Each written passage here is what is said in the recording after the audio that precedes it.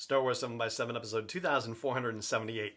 There's been a lot of chatter this week about a long-lost Star Wars animated project called Star Wars Detours, and I've been watching it this week to see what develops, and now I'm ready to talk to you about what's going on and what we might be in for.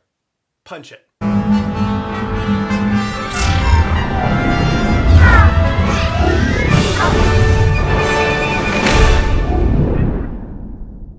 Hey Rebel Rouser, I'm Alan Voivod and this is Star Wars 7x7, your daily dose of Star Wars joy, and thank you so much for joining me for it. So, Star Wars Detours is the name of the animated series. It was produced in conjunction with Lucasfilm Animation and the creators of the Robot Chicken series, Seth Green and Matthew, here we go with pronunciation, Senreich?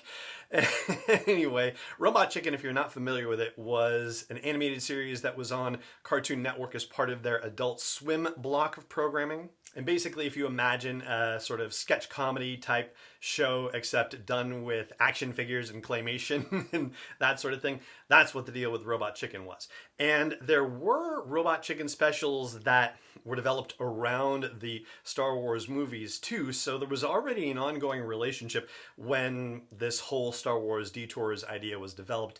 And it was announced at a Star Wars Celebration event in 2012. But later on in 2012, as we all know, Disney acquired Lucasfilm, and so in 2013, it was put on hold. And according to Wikipedia, at the time, there were, or at least this was what they said about it in September of 2013, that Seth Green, the co-creator, had said there were as many as 39 episodes that were already completed, and there were scripts for another 62 episodes. And as far as, writers for the show, nobody necessarily jumped off the page at me. I mean, there are a lot of writers who have gone on to do lots of comedic stuff, but one name that jumped off the page was Kevin Shinnick. Again, pronunciation.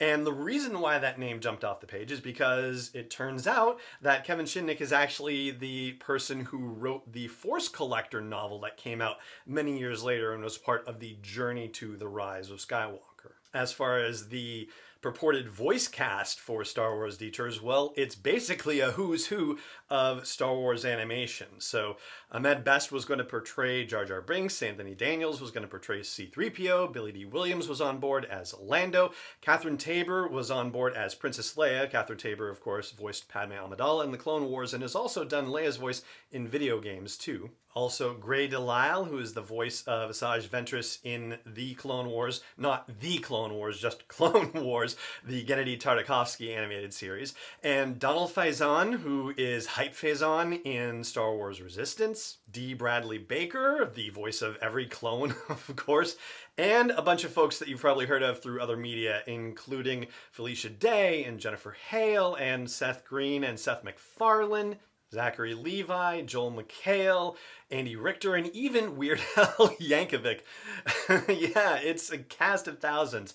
And, speaking of Joel McHale, to draw the line to Community, he was in that show with Donald Glover, who is, of course, Lando in Solo: A Star Wars Story, and Donald Glover was actually one of the voices in one of the Robot Chicken Star Wars specials as well. So, yeah, there are deep connections between this and quote-unquote actual Star Wars, if you will. And there have been little flurries of interest in Star Wars Detours popping up again from time to time. I think the most recent one prior to this was in 2018 when somebody spotted trademarks being filed for Star Wars Detours. But if you dug into that, it turned out that the original trademarks were filed in 2011, so ahead of when it was announced at Celebration in 2012.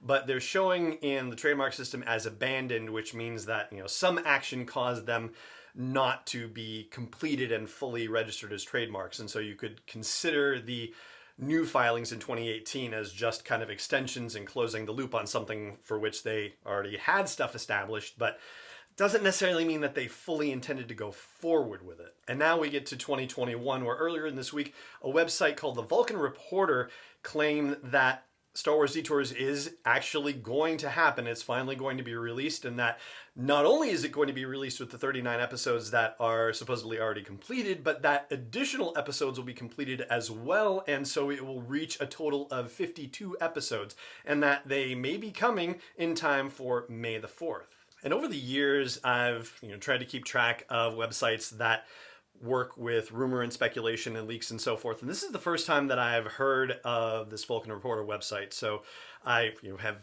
gone digging, and I'm not seeing it reported anywhere else. But I did ask the person who is a source of a source that I've mentioned on the show before, and we've talked about that situation when things like the Taika Waititi announcement happened in the Hollywood trades and stuff like that. And what I heard back was not nearly as comprehensive as what the Vulcan Reporter is hearing. What I heard is that it is actually under consideration, that discussions are happening about whether it should be released. But I'm not hearing anything about a time frame, and I'm not hearing anything about additional episodes, like nothing one way or the other. So yeah, take that whole reporting for what you will. But it's fascinating to hear that there's even a consideration that they might eventually release this. Certainly with the advent of the Star Wars Vintage section on the Disney Plus app, it sort of opens the door to it a little bit more. But I have to say, I'll be really shocked if they do in fact release it, that they release it on May the 4th. That seems like a really unlikely situation because they are releasing the Bad Batch on May the 4th. And any conversation that happens on social media, as far as something people are watching, that's going to be what Lucasfilm undoubtedly wants people to be talking about, is the Bad Batch. They won't want that PR moment to be stolen by the additional release of Star Wars Detours.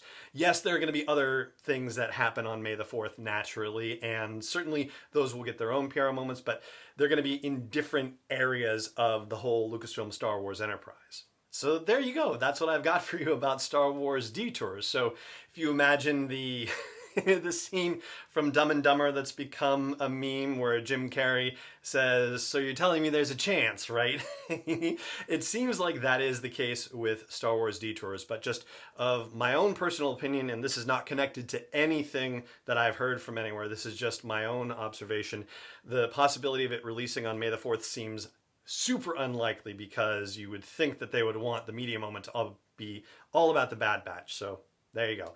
That's what I've got, and that is going to do it for this episode of the show as well.